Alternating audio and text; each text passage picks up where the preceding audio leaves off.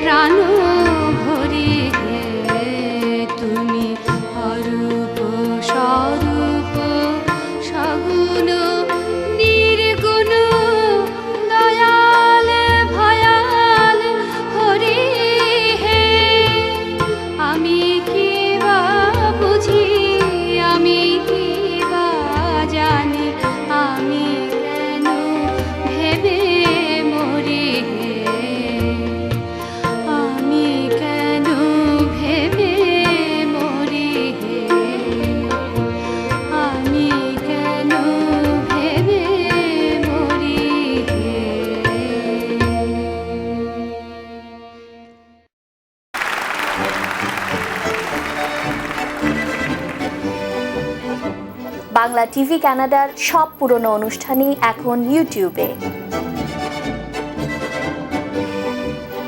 Log on করুন youtube.com/Bangla TV Canada। দেখে নিন আপনার পছন্দের অনুষ্ঠানটি। আমরা এগিয়ে সময়ের সাথে। Bangla television Canada.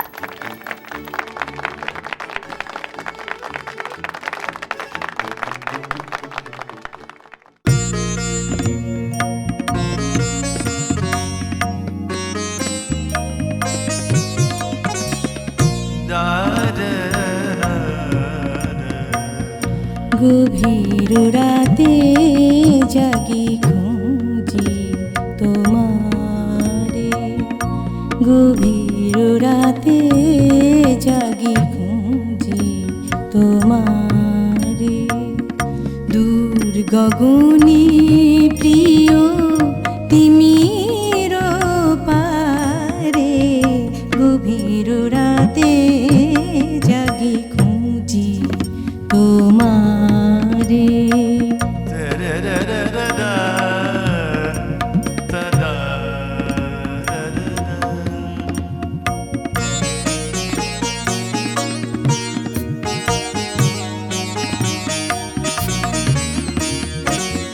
জেগে যাবে দেখি হায় তুমি নাই কাছে, আঙিনায় ফোটা ফুল ঝরে পড়ে আছে, জেগে যাবে দেখি হায় তুমি নাই কাছে, আঙিনায় ফোটা ফুল ঝরে পড়ে আছে, বাল ব্যথা পাখি সম আহতই প্রাণ মম, লুটাই লুটাই কাঁদে অন্ধকারে, গভীর রাতে জাগি খুঁজি তোমারে।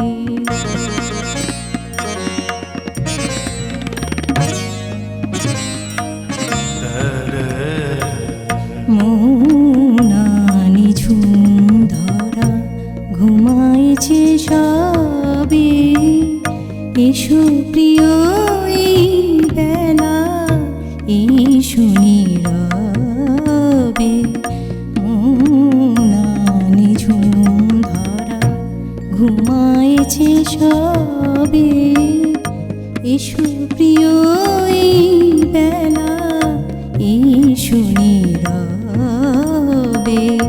কত কথা কাটা হয়ে বুকে আছে বিধে, কত কথা কাটা হয়ে বুকে আছে বিধে, কত অভিমান কত জ্বালাই হৃদে, দেখিবে সুগ প্রিয় কত সাদ ঝরে গেল, কত আশা মরে গেল হাহাকারে,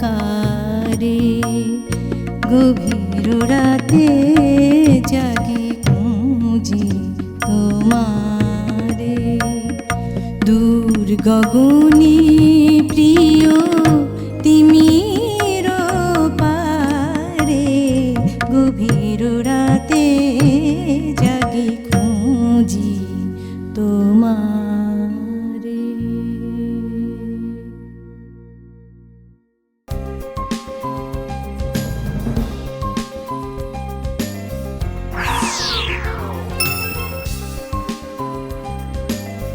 প্রণবেশ পোদ্দার দীর্ঘদিনের অভিজ্ঞতা নিয়ে আপনাদের সেবায়।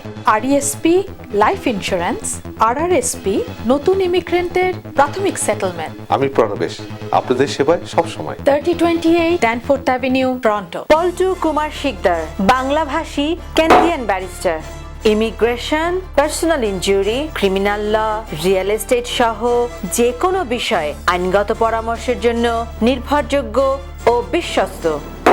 বাংলা মিডিয়া, বাংলা বই, পত্রিকা, গানের সিডি, নাটক ও সিনেমার বিপুল সমাহার।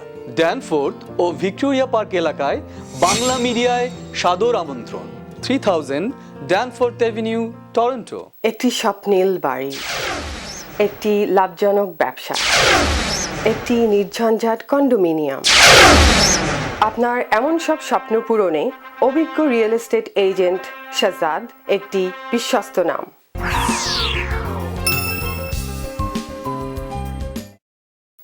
দর্শক, অতিথি উপস্থাপন পর্বে আমাদের আজকের অতিথি বিশিষ্ট আবৃত্তিকার রাশিদা মুনির। আমাদের স্টুডিওতে তার সাথে কথা বলেছেন হাসান মাহমুদ। আমাদের সাংস্কৃতিক আড্ডায় আজ আমাদের সাথে আছেন আমাদের শহরের জনপ্রিয় আবৃত্তিকার রাশিদা মুনির। রাশিদা, বাংলা টেলিভিশনের স্টুডিওতে আপনাকে স্বাগত জানাই, আপনাকে আবাহন করি। ধন্যবাদ। আপনি আছেন কেমন এবং আপনার আবৃত্তি কেমন আছে? আমি ভালো আছি। আবৃত্তি কেমন আছে সেটা হলো একটা প্রশ্ন। যখন যেমন মন মেজাজ যেমন থাকে, আবৃত্তির স্বাস্থ্য তার উপর নির্ভর করে। আচ্ছা, একজন সাংস্কৃতিক মানুষ হিসেবে আপনি তো নাচেও যেতে পারতেন, গানে যেতে পারতেন, অভিনয়ে যেতে পারতেন, তো আবৃত্তি কিভাবে বিশেষভাবে আপনাকে আকৃষ্ট করলো? সবই চেষ্টা করেছি। আচ্ছা। নাচ, গান, অভিনয় সবই চেষ্টা করার পরে কেমন করে যেন কবিতায় এসে গেলাম। তো সেটারও কোনো আনুষ্ঠানিকভাবে প্রবেশ করা হয়নি। ছিল বাড়িতে, আমার মা কবিতা লেখেন, আমার বোন আবৃত্তি করেন। তো এই পরিবেশটা, আমার মা সবাইকে নিয়ে গান গাইতেন, আবৃত্তি করতেন, নিজে লেখেন। তো এই পরিবেশটা থেকেই একটা হয়ে গেছে। আচ্ছা, আপনার মা কবিতা লিখতেনও? জি, লিখতেন। আমরা কিন্তু শুনতে চাইবো। তো তার আগে নিশ্চয়ই আমি আপনাকে বলি যে আপনি কিন্তু অভিনয় করছেন এখনো। আচ্ছা, জানেন কিভাবে? গানের ভেতরে আবৃত্তি আছে না? গান কারার এই লৌহ কপাট যেভাবে গাইবে, তুমি যে আমার, তো ওইভাবে গাইবে না। কণ্ঠে একটা অভিনয় থাকতে হবে। ঠিক তেমনি আপনি যখন আবৃত্তি করেন, আপনিও কবিতার মুড অনুযায়ী অভিনয় করেন না কণ্ঠে? করেন? হ্যাঁ, তা তো করি। তাহলে হ্যাঁ, আবার অনেকগুলো কবিতা আছে যেগুলোতে কিছু অভিনয় দরকার হয়। হ্যাঁ, কিছু আছে পাঠ করলাম, কিছু আবৃত্তি করলাম, কিছু অভিনয় দিয়েও করতে হয়। তো এই সব কিছু মিলিয়ে অভিনয় করলে হয়তো খারাপ করতাম না মনে হয়। তো কি ধরনের কবিতা আপনার আবৃত্তি করতে পছন্দ? আমার মূলত যেহেতু রবীন্দ্রনাথ দিয়ে শুরু হয়েছিল, বাড়িতে ওই চর্চাটা সেই সময় খুব ছিল। 1968, 69, 70 কি তারও আগের কথা বলছি। ওই সময় রবীন্দ্র চর্চাটা খুব হতো বাড়িতে বাড়িতে। আচ্ছা। তো শুরু যেহেতু সেটা দিয়ে হয়, তো আমি ঘুরে ফিরে যার কবিতা আবৃত্তি করি না কেন, ঘুরে ফিরে ওই রবীন্দ্রনাথের প্রতি একটা আকর্ষণ থেকেই যায়। শুরু করেছিলাম, আমার মা শিখিয়েছিলেন বেশ কতগুলো বিভিন্ন কবির কবিতা। তার মধ্যে যেহেতু রবীন্দ্রনাথের কথাই বারবার আসছে, তো বীর পুরুষ কবিতাটি আমার মার খুব প্রিয় ছিল। আচ্ছা। মনে করো বিদেশ ঘুরে মাকে নিয়ে যাচ্ছি অনেক দূরে, তুমি যাচ্ছ পালকিতে মা চড়ে, দরজা দুটো একটুকু ফাঁক করে, আমি যাচ্ছি রাঙা ঘোড়ার পরে, টকব গিয়ে তোমার পাশে পাশে। এই কবিতাটি আমার মা খুব পছন্দ করতেন। কি প্রাউডলি তাকাতেন আমার দিকে, দেখো আমার মেয়ে কি সুন্দর আবৃত্তি করছে। বীর পুরুষ দিয়ে তো শুরু হলো। তারপর পরবর্তীতে আস্তে আস্তে যেভাবে বিবর্তন হয়, জীবনানন্দ পড়েছি, বুদ্ধদেব বসু পড়েছি। তো আমি আমার প্রিয় কবিতা জীবনানন্দ থেকে একটা পড়ে শোনাচ্ছি অল্প একটু। হাওয়ার রাত, এই কবিতাটি আমার অত্যন্ত প্রিয়। গভীর হাওয়ার রাত ছিল কাল, অসংখ্য নক্ষত্রের রাত। সারা রাত বিস্তীর্ণ হাওয়া আমার মশারিতে খেলেছে। মশারিটা ফুলে উঠেছে যেন মৌসুমী সমুদ্রের পেটের মতো। কখনো বিছানা ছিঁড়ে নক্ষত্রের দিকে উড়ে যেতে চেয়েছে। একবার মনে হচ্ছিল আমার আধো ঘুমের ভেতর হয়তো মাথার উপর মশারি নেই আমার। সাতি তারার কোল ঘেঁষে নীল হাওয়ার সমুদ্রে সাদা বকের মতো উড়ছে সে। কাল এমন চমৎকার রাত ছিল। দারুণ না? দারুণ দারুণ। বোধ কাজ করে। পরে এরপরে আমি পড়েছি বুদ্ধদেব বসুর কিছু কবিতা পড়েছি, তার মধ্যে একটা আমার খুব প্রিয়, চিল্কায় সকাল, সেটার একটুখানি আমি চিল্কার হ্রদ। জি। কি ভালো আমার লাগলো আজ এই সকাল বেলায়, কেমন করে বলি, কি নির্মল নীল এই আকাশ, কি অসহ্য সুন্দর, যেন গুপির কণ্ঠের অবাধ উন্মুক্ত তান দিগন্ত থেকে দিগন্তে। কি ভালো আমার লাগলো এই আকাশের দিকে তাকিয়ে, চারিদিক সবুজ পাহাড়ি আঁকা বাঁকা, কুয়াশায় ধোঁয়াটে, মাঝখানে চিল্কা উঠছে ঝিলকিয়ে। দারুণ একটা ছবি এনে দেয় মনের ভেতরে। উড়িষ্যার চিল্কা হ্রদ। জি।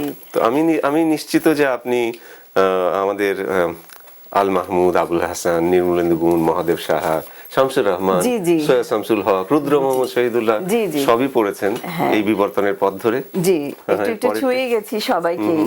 তো এই শামসুর রহমানের আমার একটা কবিতা আছে আমার কাছে, যেটা আমার অত্যন্ত প্রিয় কবিতা, তোমাকে পাবার জন্য হে স্বাধীনতা। আচ্ছা, বিখ্যাত কবিতা। তোমাকে পাবার জন্য হে স্বাধীনতা, তোমাকে পাবার জন্য আর কতবার ভাসতে হবে রক্ত গঙ্গায়, আর কতবার দেখতে হবে খাণ্ডব দাহন। তুমি আসবে বলে হে স্বাধীনতা, সকিনা বিবির কপাল ভাঙল, শিথির সিঁদুর মুছে গেল হরিদাসীর। এ তো আর শেষ নেই কোনো। শামসুর রহমান সম্বন্ধে একটা কথা না বললেই নয় যে এরকম কবি খুব কম জাতিরই আছে যে যার কবিতা ফলো করলে দেশের রাজনৈতিক ইতিহাসটা ধরা যায়। জি, জি। তাই না? হ্যাঁ, নিশ্চয়ই। তারপরে এলো বুদ্ধদেব বসু। তো তার একটা কবিতা আমার অত্যন্ত প্রিয়, এবং এটা পরে গানও হয়েছে, লোপামুদ্রা মিত্র এই গানটা গেয়েছে, মালতীবালা বালিকা বিদ্যালয়। বেনি মাধব। জি, জি। বেনি মাধব। একটু ভেতর থেকে পড়ছি। বেনি মাধব, বেনি মাধব, এত দিনের পরে সত্যি বলো, সেসব কথা আজও মনে পড়ে? সে সব কথা বলেছ তুমি তোমার প্রেমিকাকে? আমি কেবল একটি দিন তোমার পাশে দেখেছিলাম তাকে, আলোর নিচে অপূর্ব এক আলো। স্বীকার করি দুজনকেই মানিয়েছিল ভালো। জুড়িয়ে গেল চোখ আমার, পুড়িয়ে দিল চোখ, বাড়িতে এসে বলেছিলেন ওদের ভালো হোক। খুবই মর্মস্পর্শী কবিতা। জি। এরপরে আপনার বিবর্তনের পথ ধরে ধরে তারপর এখন আমি যেটা করি, এখন সেই ফিরে গেছি আবার রবীন্দ্রনাথে, মাঝে মাঝে গীতাঞ্জলি থেকে বা গীতবিতান থেকে রবীন্দ্রনাথের গানগুলো বা কবিতাগুলো আমি আবৃত্তি করি। কিছুটা আধ্যাত্মিকতার বলবো সেই ধরনের একটা পরিবর্তন হয়তো এসছে আমার মনে। তো যেটা আমার খুব ভালো লাগে, আমার মাথা নত করে দাও হে তোমার চরণ ধুলার তলে, সকল অহংকার হে আমার ডুবাও চোখের জলে, নিজেরে করিতে গৌরব দান, নিজেরে কেবলই করি অপমান, আপনারে শুধু ঘেরিয়া ঘেরিয়া ঘুরে মরি পলে পলে, সকল অহংকার হে আমার ডুবাও চোখের জলে। রাশিদা, ভালো আবৃত্তি কি করে হয় সবারই কিছু না কিছু ধারণা আছে, আপনার কি মনে হয়? আমার মনে হয় প্রথমত কবিতাটিকে ধারণ করতে হবে, বুঝতে হবে, অন্তরে নিতে হবে। সেইখান থেকে আমি আমার কথা বলতে পারি যে আমার গলার রেঞ্জ কি, আমার সেটাকে বুঝতে হবে। আমি জানি আমার গলা খাঁদে, তো আমি তেমন কোনো উঁচু বলবীর বল উন্নত মমশীর সেই কবিতা আমি করব না, যদিও আমার ইচ্ছে হবে, আমি নিজের জন্য করব হয়তো। তো সেটা বুঝে, নিজের ক্যাপাসিটি, এবিলিটি এগুলো বুঝে, আমার কি স্ট্রেংথ কি উইকনেস সেগুলো বুঝে আমি যদি একটা জিনিস সুষ্ঠুভাবে পরিষ্কারভাবে একটা মেসেজ আমার শ্রোতা দর্শককে ডেলিভারি করতে পারি, আমার ইমোশনস, আমার অভিব্যক্তি প্রকাশ, এই সব কিছু, গলার কারুকার্য, সব কিছু একসাথে হয়ে যেই জিনিসটা আমি পরিবেশন করব, আমি যে খুব একটা ভালো করে পারি সেটা আমি বলছি না, আমার মতে এটাই ধারণা যে ভালো কবিতা এরকমই হয়তো হওয়া উচিত। আপনি যেভাবে বললেন যে ভালো আবৃত্তি, আমি কিন্তু সেটার সাথে কোনোভাবে একটা ছবি আঁকার, নিশ্চয়ই একদম ঠিক ধরেছেন হাসান ভাই। এই জিনিসটাই আমি বলতে চাচ্ছিলাম তখন, যে একটা ভালো আবৃত্তি করা একটা ভালো সুন্দর ছবি আঁকার মতো। আচ্ছা, একজন চিত্রকর যেমন রং তুলি দিয়ে ছবি আঁকে, একজন আবৃত্তিকার সেই আবৃত্তিটা তার ইমোশনস, তার প্রোনাউন্সিয়েশন, তার ব্যক্তিত্ব, তার গলার আওয়াজ সব কিছু দিয়ে সে ওই ছবিটা আঁকে। একটা চিত্রকল্প কিংবা কল্পচিত্র ফুটিয়ে তোলেন। নিশ্চয়ই, খুব ভালো, খুব ভালো। আর এটা একটা দায়িত্ব হয়ে যায় যারা যে কোনো শিল্পেরই, যেই শিল্পই করুক না কেন, তার সকলেরই একটা দায়িত্ব শুদ্ধভাবে একটা জিনিস প্রকাশ করা। অনেক ধন্যবাদ আশিদা। প্রতিটি সংবেদনশীল মানুষের জীবনে এই সময়টা আধ্যাত্মিকতাটা আসেই, তখন কেউ সঙ্গীত নেয়, নান্দনিক কিছু। আপনি আবৃত্তি নিয়েছেন, কবিতা নিয়েছেন। আপনাকে অনেক অনেক ধন্যবাদ বাংলা টেলিভিশনের স্টুডিওতে এসে আমাদের সঙ্গ দেওয়ার জন্য। আপনাকেও ধন্যবাদ এই সময়ের জন্য, এবং বাংলা টেলিভিশনকে অনেক অনেক ধন্যবাদ। আরও একটি গান শুনতে শুনতে শেষ করছি আমাদের আজকের আয়োজন। আপনাদের সবাইকে অনেক ধন্যবাদ আমাদের সাথে থাকার জন্য। আমাদের পরবর্তী অনুষ্ঠান প্রচারিত হবে ঠিক এক পক্ষকাল পরে, একই সময়ে একই চ্যানেলে। দেখার আমন্ত্রণ রইল। আর সে পর্যন্ত আপনারা সবাই ভালো থাকুন, সুস্থ থাকুন, আর বাঙালির সাথে বাংলা বলুন।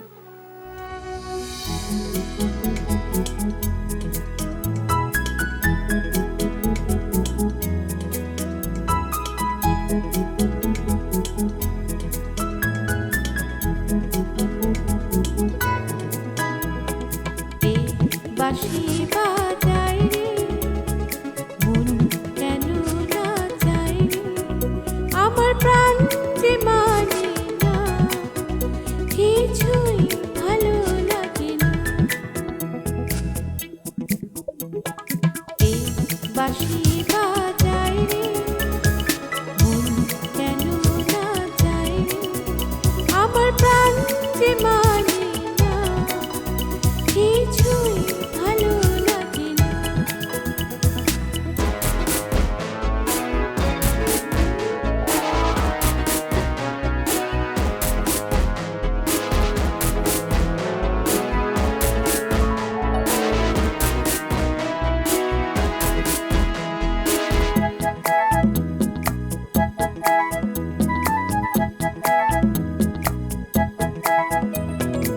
ওই বাঁশিতে বিষের বাঁশি, তবু কেন ভালোবাসি, লগ্ন করে আড়াল থেকে দেখেছি ওরা হাসি। ওই বাঁশিতে বিষের বাঁশি, তবু কেন ভালোবাসি, লগ্ন করে আড়াল থেকে দেখেছি ওরা হাসি। সে যে হৃদয় কখন করলো হরণ, কিছুই জানি না, আমার প্রাণ যে মানে না, কিছুই ভালো লাগে না। কি বাঁশি বাজায় রে, মন কেন নাচায় রে, আমার প্রাণ যে মানে না, কিছুই ভালো লাগে না।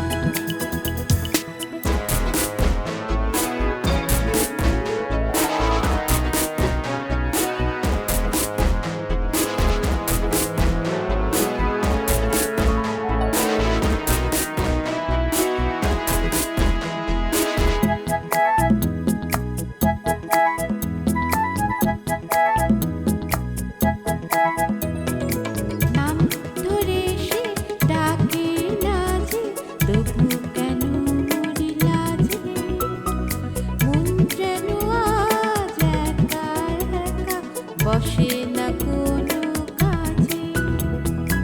নাম ধরে সে ডাকে না যে, তবু কেন মরি লাজে, মন যেন আজ একা একা বসে না কোনো কাজে। যে চুপি সারে আমায় কেন দেখেও দেখে না, আমার প্রাণ যে মানে না, কিছুই ভালো লাগে না। বাঁশি বাজায় রে, মন কেন না যায়, আমার প্রাণ যে মানে না, কিছুই ভালো লাগে না। বাঁশি বাজায় রে, মন কেন না যায় রে, আমার প্রাণ যে মানে না, কিছুই ভালো লাগে না, আমার প্রাণ যে মানে না, কিছুই